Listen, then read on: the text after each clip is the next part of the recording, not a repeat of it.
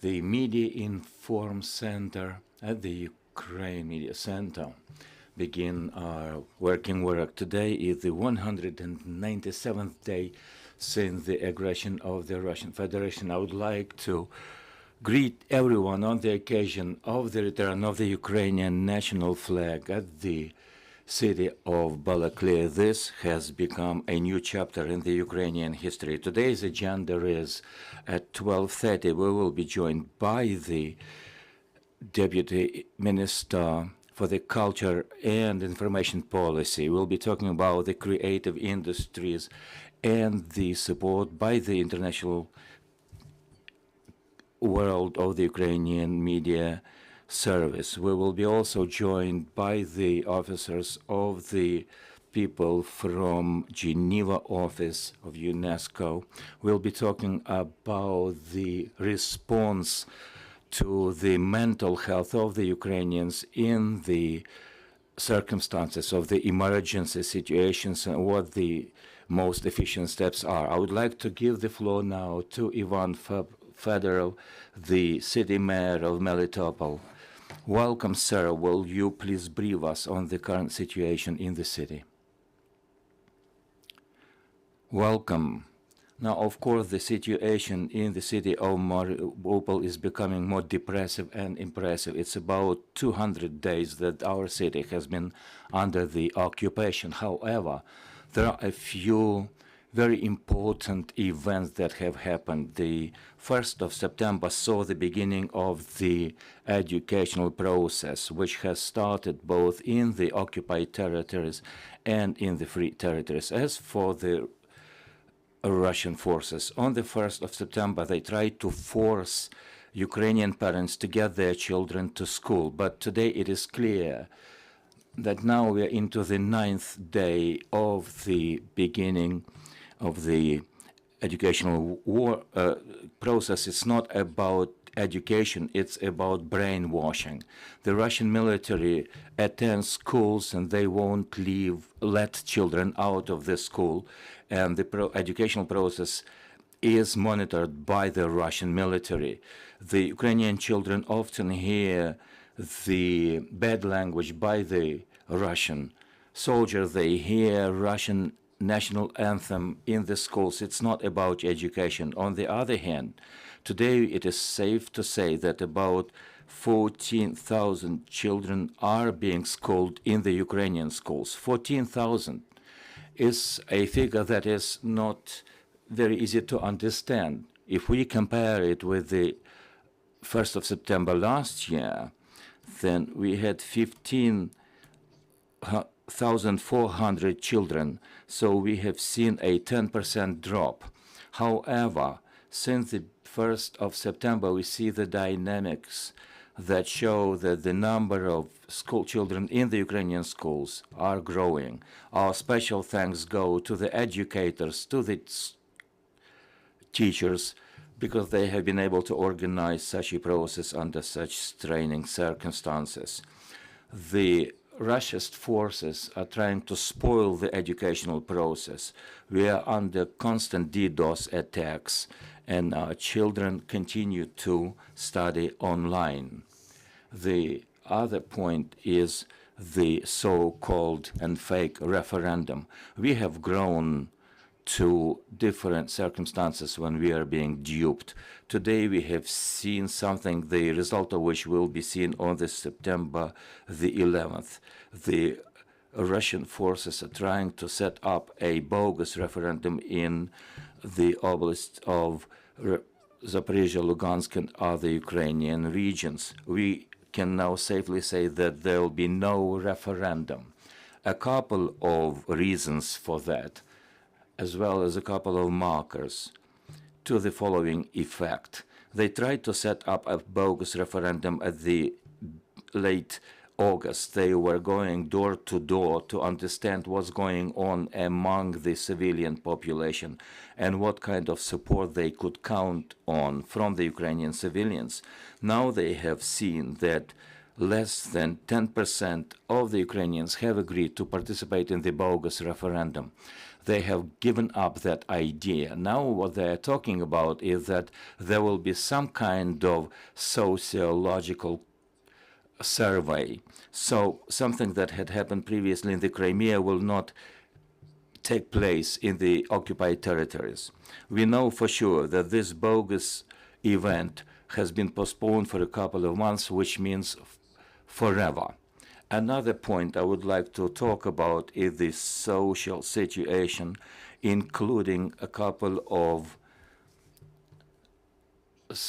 effects. It's been fourth day that we cannot afford to deliver humanitarian aid and first aid needs for people because the enemy will not allow the loads to go through the checkpoint at Vasilievka, meaning that the Russian forces have not brought not a single box of medicines to our hospitals, including those patients that need insulin and so on. We have some reserves for a couple of weeks to run, but barring international help or any signs of a common sense from the enemy, these people with chronic diseases will start dying.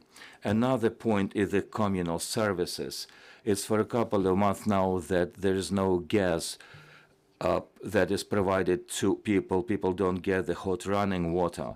And it seems that in about a month's time, we will have the beginning of the heating period. At the city of Orikhiv, where the intensive hostilities are taking place, there is a break in the supply line. It is impossible to repair the lines. The occupying forces have begun to set up some gas line, and it is clear that they will not cope with that before the cold period begins. So one thing is for sure, that we are seeing the people, Ukrainians, are leaving the occupied territories. It's for the second month running that the Russians are controlling the nuclear power plants in our territories. That leads to the absence of mobile connection, internet, or running water. Yesterday, we saw another blackout in the Zaporizhia region. As the result, the citizens didn't have any access to communications or water supplies. Once again, it makes our people to leave the temporarily occupied territories in the Zaporizhia region. In general, the situation can be described as dangerous. Not a single person can be safe or insured of the safety. We can clearly see that the financial circulation of the hryvnia is being restricted. Today, people are without their jobs, without their money, without safety.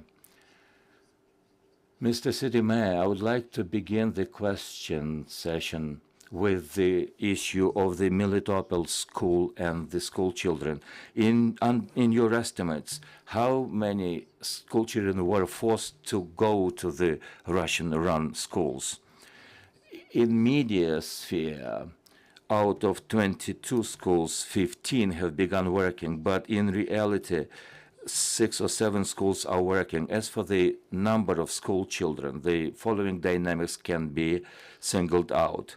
Since the 1st of September, there were a couple of thousands of school children, and some classes had only 1 or 2 school children, and a school enrollment was not higher than 50 school children. If we see that this distance education is getting momentum, so in the offline schools, in the occupied territories, we see the reverse dynamics, and the fewer and fewer school children are attending classes. Another dynamics concerns the educators. Since the first sanctions have been initiated by the Ministry of the Temporarily Occupied Territories, the tendency is that the teachers are trying to get back to the Ukrainian schools for them not to be deemed the corroborators with the invading forces. So the issue today in general is the providing education for the children. Some teachers have been brought from the Russian Federation, but that is not helping them. We see a positive dynamics in terms of the guerrilla warfare. We see that the collaborators are being killed. What are the results in a nutshell? We have had a couple of areas where our resistance forces and the so-called guerrillas are very actively acting. The resistance forces in the city of Mariupol includes tens of citizens and even hundreds of them. They are risking their lives, but they stand ready to do everything to defend the territorial integrity of this country. A couple of days ago, a day before yesterday at night, we saw a hell night for the Russians in our city, and we can report about some tangible results. We saw that a headquarters of the Russian unit was destroyed, and they were responsible for the setting up of the bogus referendum. 15, as I said, out of 22 schools have been opened for schooling, and it is because in 2 or 6 schools, the occupiers are going from one school to another, attended by the Russian soldiers. A day before yesterday, one of the schools was destroyed, a school where Russian guards were situated in one of the districts of the city, and many Russian forces were killed. We have been also working in terms of killing the Russian collaborators, helping to set up a bogus referendum. Ms. Kvartalna is one of those. She was dismissed back in 2020 because she has been very vocal about her pro-Russian position, and we understood that this person could not represent Ukrainians. Now she and her son has been actively engaged in organizing the bogus referendum, and the resistance forces have helped her to make up her mind. She has said that she will not participate in that process. One of the local leaders who has a self-styled leader who has called himself a leader of the local community. His house has been destroyed, and we will see what his sentiment is in the future.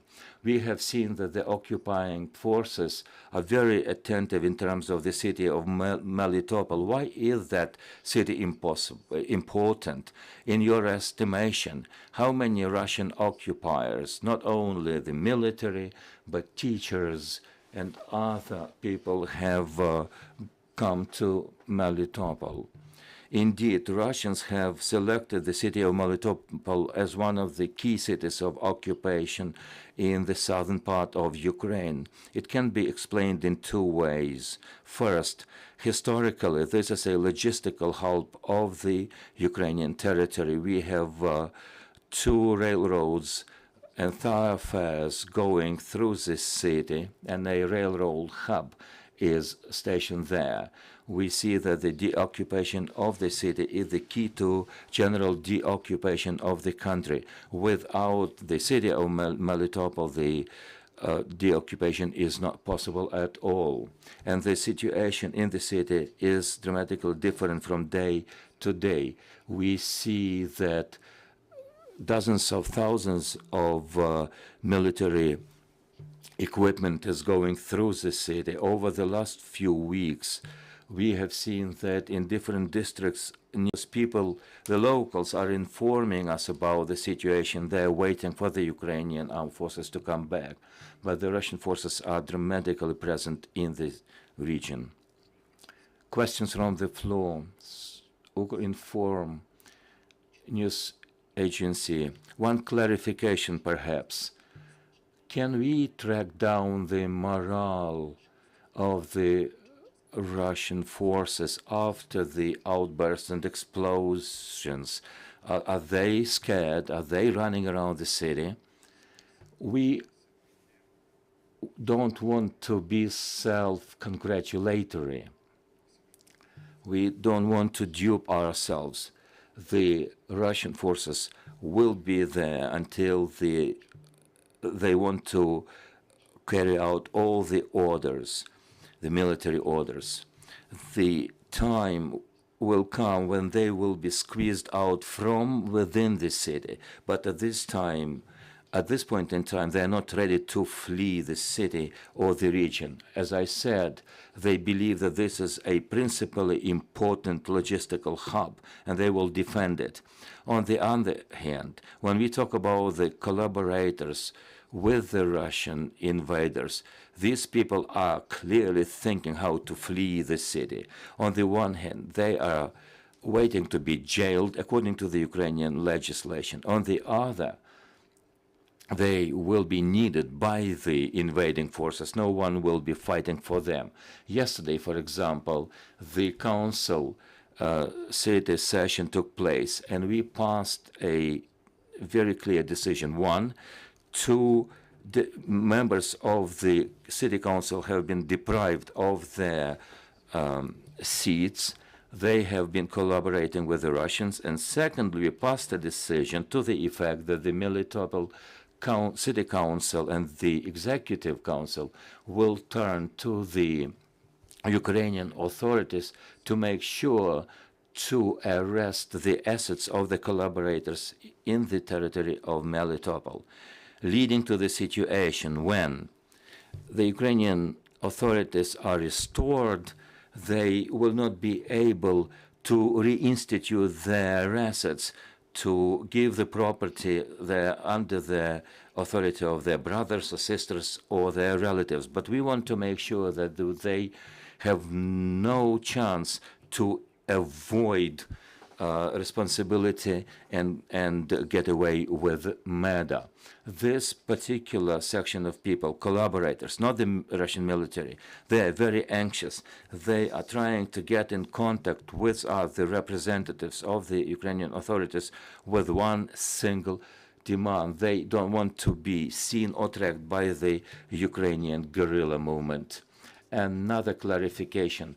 When do you think the first assets arrest will take place? You see, this is a long process. We have seen the first seizures of the assets.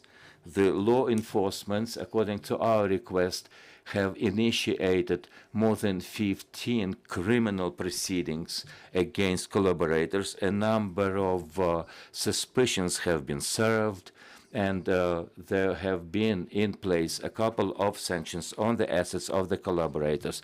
The examples are there. But what we have decided to do is to pass a decision, because the notice of suspicion are served, and people, the collaborators, might believe that they are not being tracked, that we don't know what they're doing, and we will have an ultimate list of all the collaborators, and all their assets will be seized. This will be a mass process. The teachers who have gone to schools to educate our children under Russian auspices, those who are bookkeepers in the small enterprises working with the Russians, the list will be there. Their assets will be freezed and forfeited, both movable and immovable assets. And for these lists, is there a process for, deciding who is a collaborator? Сьогодні в державі Україна прийнято законодавство, що яке In Ukraine, there is a legislation clearly defining the collaborator is. Some people are taking advantage of this. People are saying that the street sweeper is not a collaborator, but the head of the enterprise is not. We are seeing clearly the following: the street sweeper is not a collaborator, but the manager of the Russian collaborating facility is a collaborator. The Ukrainian legislation is clear-cut on that, who is a collaborator, who is not. Our definition of collaborator, believe me, is very easy to come up with. The city of Melitopol is not that big. We have good neighbors, we have bad neighbors. Once we have set up an anonymous email account where we are asking people to provide information. Sometimes that information is not corroborated, but it's easy to check up that kind of information. We have our people among the locals to check that up. For me, it's easy to talk about teachers, those teachers who have not joined invading forces, and teachers who have fled the city. They know for sure who of their colleagues is working, who is not. These facts are well known, and not a single person who is collaborating with the occupying forces will not be able to hide from the Ukrainian legislation. Another question is whether the locals in the Melitopol city can hear the voice of the Ukrainian authorities. Of course, over the last 4 months, this process is more complicated and complex. Today, there's a single entry to the Ukrainian mass media only through smartphones, internet, and your computer. This is massively difficult. Older generation who are not very in the know how to use the VPN, what to switch off. Not only Telegram is being downloaded, then there is a mobile connection disruption. Situation is difficult, especially for the older people. They seem not to be able to hear to the news from the state of Ukraine. As an example, we have launched an initiative by our team to set up a social aid in the territory of the city of Zaporizhia, helping those who have found themselves in that city coming from Melitopol to have their documents set up. And what we see is that 30% of people leaving Mariupol are in the know that such a center in the Zaporizhia city exists. So it is clear that up to 30% of the dwellers of Melitopol understand what's going on in the media space of Ukraine. But this is one of our main challenges. We want to communicate to the people staying in the occupied territories. We want to provide them with an unbiased information. The enemy is set on saying that the Ukrainian forces will never come back. You have been let down. You have been failed. The Russia is here to stay. Our challenge is otherwise. We want to get in contact with them, seeking for the relatives, the neighbors of those who have stayed in the occupied territories. We want to write to them, call them, and I am thankful to Ukrainian artists and players who are wearing Ukrainian T-shirts, talking to the people in the occupied territories. Believe me, this is massively important. This is a fresh air for those people in the occupied territories. Do you have an available plan of action, an algorithm of what you're going to do to deoccupy? All our hopes are pinned on the heroism of the Ukrainian armed forces and the Ukrainian leadership. Believe me, everything that will depend upon us, the local authorities. We will live up to that in a most qualitative way. One of our major challenges is to get people who have left the city back to their native town. This is our priorities for the future actions. Thank you very much for your time and for joining us. We believe in the Ukrainian armed forces, and we do everything we can to secure victory. Thank you, friends. Next briefing will take place at 11:30. Stay tuned.